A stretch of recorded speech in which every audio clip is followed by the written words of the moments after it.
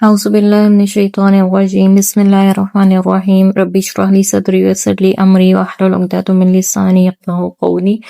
سورہ آل عمران آیت نمبر 31۔ آج ہم سورہ آل عمران کی آیت 31 سے لے کے 39 تک پڑھیں گے۔ قل ان کنتم تحبون اللہ فتبعونی یحببکم اللہ ویغفر لکم ذنوبکم واللہ غفور رحیم۔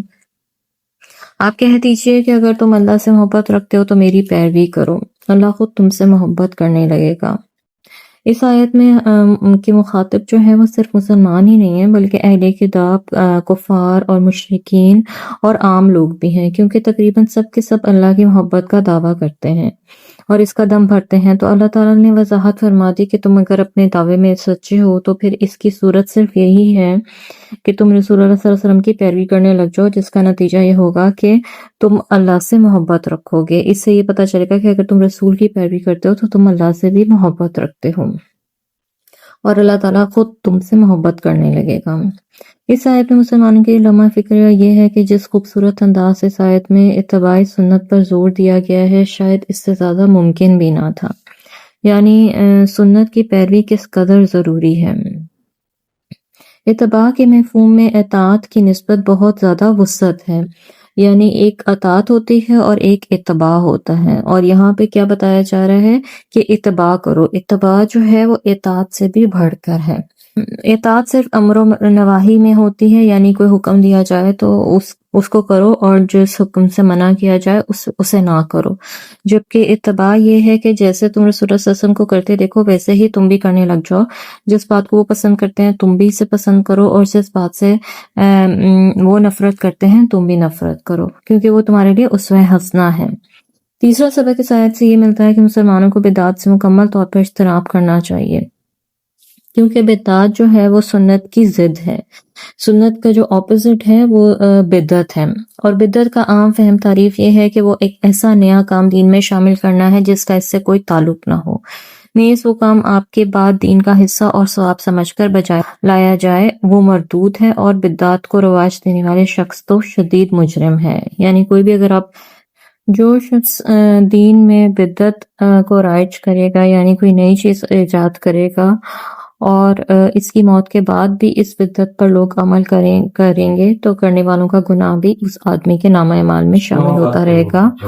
اور وہ شدید مجرم اس لحاظ سے بھی ہے کہ وہ اپنے آپ کو شارع کے مقام پر سمجھتا ہے اور اپنے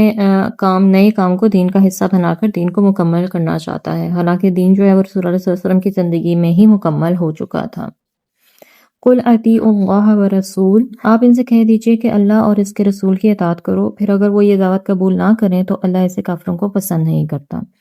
اس آیت سے معلوم ہوا کہ جو لوگ اللہ کی محبت کا دعویٰ تو کرتے ہیں مگر اس کے رسول کی اطاعت نہیں کرتے وہ سب کافر ہیں۔ اس آیت کے مخاطب اہل کتاب اور کفار اور مشرکین ہی نہیں ہیں، یعنی اس میں مسلمانوں سے بھی بات کی جا رہی ہے، کیونکہ مسلمانوں میں بھی ایک فرقہ ایسا پیدا ہو چکا ہے جو صرف قرآن ہی کو ہدایت کے لیے کافی سمجھتا ہے، جیسے آج کل کے لوگ ہیں وہ کہتے ہیں بس قرآن پڑھ لیا کافی ہے۔ رہا قرآن پر عمل کر کے دکھانے کا وہ طریقہ جو رسول اللہ صلی اللہ علیہ وسلم نے اپنی امت کو دکھلایا تھا، یہ لوگ اس سے مستغنی ہیں، یعنی وہ اسے کنسیڈر ہی نہیں کرتے۔ ان کا یہ دعویٰ ہے کہ قرآن پر ہر دور کے تقاضوں کے مطابق عمل کیا جانا چاہیے اور کیا جا سکتا ہے، اور یہ لوگ بھی اس آیت کی روح سے کافر ہیں کیونکہ وہ سنت کا انکار کر رہے ہیں، خواہ وہ خود کو مسلمان کہلانے پر کتنے ہی مضبوط کیوں نہ ہو، خود وہ اپنے آپ کو مسلمان کہتے ہوں، لیکن اگر وہ سنت کا انکار کرتے تو پھر وہ کس طرح کے مسلمان ہیں۔ اسی طرح جو لوگ رسول اللہ صلی اللہ علیہ وسلم کی اطاعت کے ساتھ کسی نئے نبی کی اطاعت بھی ضروری سمجھتے ہیں وہ بھی کافر ہیں، خواہ وہ خود کو مسلمان کہلانے پر کتنے ہی مضبوط ہوں، کیونکہ آپ خاتم النبیین ہیں۔ ان اللہ اصطفى آدم ونوحا وآل ابراہیم وآل عمران علی العالمین، اللہ تعالیٰ نے آدم کو، نوح کو، آل ابراہیم اور آل عمران کو تمام اہل عالم میں سے رسالت کے لیے منتخب کیا۔ اس آیت سے حضرت عیسیٰ اور ان کی امت نصارہ کا ذکر ہو رہا ہے۔ اس آیت میں یہ بتلایا جا رہا ہے کہ حضرت عیسیٰ انسان ہی تھے اور آدم ہی کی اولاد سے تھے۔ اگر آدم علیہ السلام کو اللہ تعالیٰ نے ماں باپ کے بغیر پیدا کیا تھا تو پھر حضرت عیسیٰ کو تو صرف باپ کے بغیر پیدا کیا تھا، ماں تو ان کی موجود تھی۔ کوئی وہ مافوق البشر ہستی نہیں تھے، یعنی انسانوں سے اوپر نہیں تھے وہ۔ پھر بعد میں یہ بتلایا گیا کہ ان کی پیدائش کن حالات میں ہوئی اور کیسے ہوئی۔ بعد ان کی زندگی کے مختصر سے حالات اور پھر عیسیٰ علیہ السلام کو اللہ تعالیٰ کا اپنے ہاں اٹھا لینے کا ذکر ہے، اور ساتھ ہی عیسائیوں کے عقائد کی تردید بھی پیش کی جا رہی ہے۔ جس وقت اللہ تعالیٰ نے آدم کو پیدا کیا تو اس وقت کی موجودہ کائنات جو تھی، یعنی آسمان، زمین، سورج، چاند، ستارے، جن اور فرشتے وغیرہ میں سے فرشتے ہی تمام مخلوق سے افضل تھے۔ اس وقت اللہ تعالیٰ نے فرشتوں سے حضرت آدم کو سجدہ کروایا اور حضرت آدم کو تمام جہان والوں پہ فضیلت بخشی، پھر انہیں نبوت سے سرفراز کیا، پھر ان ہی کی اولاد میں نبی پیدا ہوتے رہے۔ پھر حضرت نوح کے بعد سلسلہ نبوت حضرت نوح کی اولاد سے آگے چلا جو حضرت ابراہیم تک چلتا رہا۔ پھر یہ سلسلہ نبوت جو ہے وہ حضرت ابراہیم کی اولاد سے آگے چلا، حتیٰ کہ نبی آخر زماں بھی انہی کی اولاد میں سے تھے۔ اور آل عمران کا ذکر بالخصوص اس لیے کیا گیا ہے اس صورت میں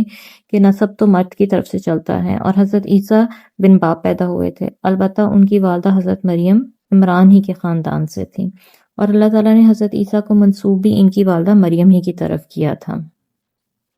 یہ عمران حضرت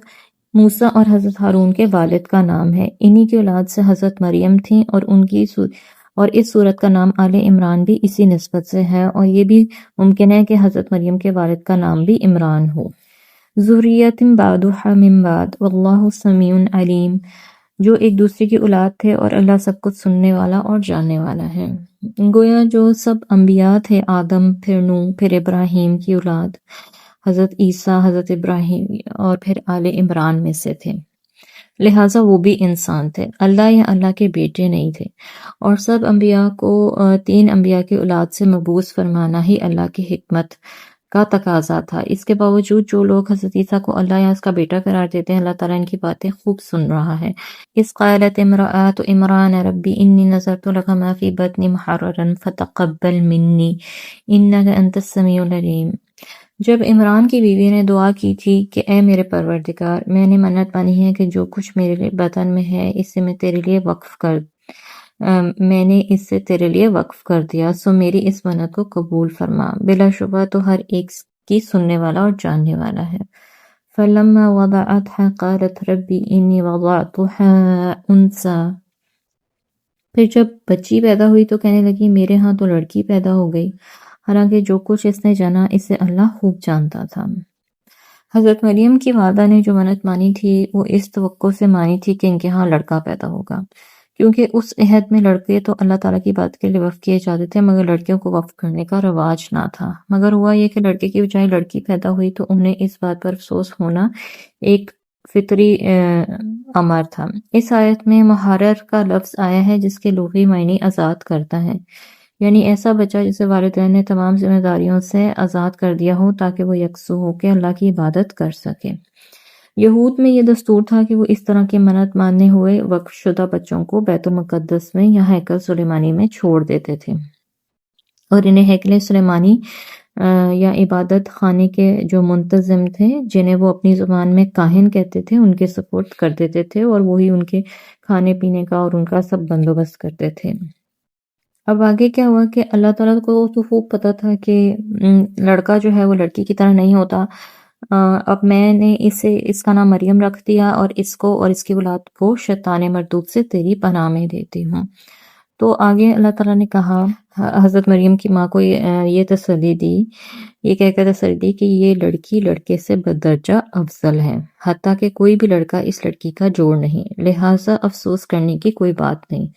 یعنی ایسا کوئی کام جو ہے وہ جو لڑکا نہیں کر سکتا وہ یہ لڑکی کرے گی، کیونکہ اللہ تعالیٰ نے ان کو حضرت عیسیٰ کے پیدائش کے لیے چن لیا تھا۔ حضرت ابو ہریرہ کہتے ہیں کہ رسول اللہ صلی اللہ علیہ وسلم نے فرمایا، جو بچہ پیدا ہوتا ہے اس کی پیدائش کے وقت شیطان اسے چھوتا ہے تو وہ چلا کر رونے لگتا ہے، صرف مریم اور اس کے بیٹے حضرت عیسیٰ کو شیطان نے نہیں چھوا۔ اس حدیث سے حضرت مریم اور حضرت عیسیٰ دونوں کی فضیلت ثابت ہوتی ہے، اور یہ کہ حضرت مریم کی دعا کو اللہ تعالیٰ نے قبول فرما لیا۔ فتقبلها ربها بقبول حسن وأنبتها نباتا حسنا وكفلها زكريا۔ چنانچہ اس کے پروردگار نے اس کی منت کو بخوشی قبول فرما لیا اور نہایت اچھی طرح اس کی نشوونما کی اور زکریا کو اس کا سرپرست بنا دیا۔ حضرت مریم کی والدہ کی منت کو اللہ تعالیٰ نے قبولیت بخشی اور حضرت مریم کے جسمانی اور روحانی تربیت خوب اچھی طرح فرمائی۔ جب وہ شعور کو پہنچ گئیں اور مسجد میں جانے کے قابل ہو گئیں تو سوال یہ پیدا ہوا کہ ان کا کفیل اور نگران کون ہو، کیونکہ ہیکل سلیمانی میں بہت سے کائن تھے جن میں سے ایک حضرت زکریا بھی تھے۔ بالآخر یہ سعادت حضرت زکریا کے حصے میں آئی، کیونکہ ان کی بیوی حضرت مریم کی حقیقی خالہ تھیں، اور یہ قصہ تفصیل سے آگے بھی بیان ہوگا۔ محراب سے مراد وہ جگہ نہیں جو مساجد میں امام کے کھڑے ہونے کے لیے بنائی جاتی ہے، بلکہ محراب ان بالا خانہ کو کہا جاتا ہے جو مسجد کے خادم، مجاورین اور ایسے ہی اللہ کی بات کے وقف شدہ لوگوں کے مسجد کے اندر بنائی جاتی ہیں۔ انہیں کمروں میں ایک کمرہ حضرت مریم کو دیا گیا تھا جس میں وہ مصروف عبادت کرتی تھیں۔ اس کمرے میں حضرت زکریا کے علاوہ سب کا داخلہ ممنوع تھا۔ حضرت زکریا جو تھے وہ حضرت مریم کے لیے خود سامان لے کر وہاں پہنچا کرتے تھے۔ پھر ایسے کئی دفعہ ایسا ہوا کہ حضرت زکریا خوراک دینے کے لیے اس کمرے میں داخل ہوئے تو حضرت مریم کے پاس پہلے ہی سے سامان، کھانے پینے کا سامان پڑا دیکھا۔ وہ اس بات پر حیران تھے کہ جب میرے بغیر یہاں کوئی داخل نہیں ہو سکتا تو یہ کھانا اسے کون دے جاتا ہے؟ حضرت مریم سے پوچھا تو انہوں نے بلا تکلف کہہ دیا کہ اللہ کے ہاں سے ہی مجھے یہ رزق مل جاتا ہے، اس سے زیادہ میں کچھ نہیں جانتی۔ انبیاء کے ہاں معجزات اور اولیاء اللہ کے ہاں کرامات کا جو سلسلہ ہے، یہ سب کچھ اللہ ہی کی مشیت سے ہوتا ہے، اور حضرت زکریا کے لیے یہ انتہائی حیرت کی بات تھی۔ ایک یہ کہ آپ جو سامان حضرت مریم کے پاس پڑا دیکھتے وہ عموماً بے موسم پھلوں پر مشتمل ہوتا تھا، یعنی ایسے پھل ہوتے تھے جو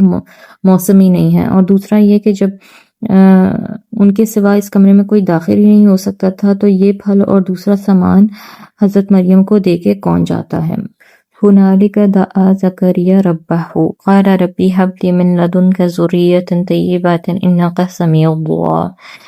تو جب زکریا نے مریم کا یہ جواب سنا تو اپنے پروردگار سے دعا کی، اے میرے پروردگار، مجھے اپنی جناب سے نیک اور پاکیزہ سیرت اولاد عطا فرما، تو ہی دعا سننے والا ہے۔ حضرت زکریا بے اولاد تھے، خود بوڑھے ضعیف تھے اور بیوی 5 تھی۔ اولاد کی کوئی توقع نہ تھی کیونکہ ظاہری اسباب ختم تھے، مگر اولاد کی خواہش ضرور تھی۔ حضرت مریم کا یہ جواب سن کر فوراً خیال آیا کہ اللہ تو اس چیز کو کرنے پہ قادر ہے، کیوں نہ اپنے لیے دعا کر کے دیکھوں، ممکن ہے کہ قبول ہو جائے۔ چنانچہ اس خیال کے آتے ہی اللہ تعالیٰ سے اپنے لیے نیک سیرت اولاد کی دعا فرمائی۔ فنادته الملائکۃ وهو قائم یصلی فی المحراب۔ پھر جب زکریا محراب میں کھڑے نماز ادا کر رہے تھے تو انہیں فرشتوں نے پکارا اور کہا کہ اللہ تعالیٰ آپ کو یحییٰ کی خوشخبری دیتا ہے، جو اللہ کے کلمہ حضرت عیسیٰ کی تصدیق کرنے والے ہیں۔ وہ سردار ہوگا، اپنے نفس کو روکنے والا اور نبی ہوگا، اور وہ بہترین کردار کا مالک ہوگا۔ یعنی وہیں پہ اللہ تعالیٰ نے ان کی دعا بھی قبول کر لی اور ان کو ایک نیک بیٹے کی بشارت بھی عطا کر دی۔ وآخر دعوانا الحمدللہ رب العالمین۔ سبحانک اللہم وبحمدک، اشہد ان لا الہ الا انت، استغفرک واتوب الیک۔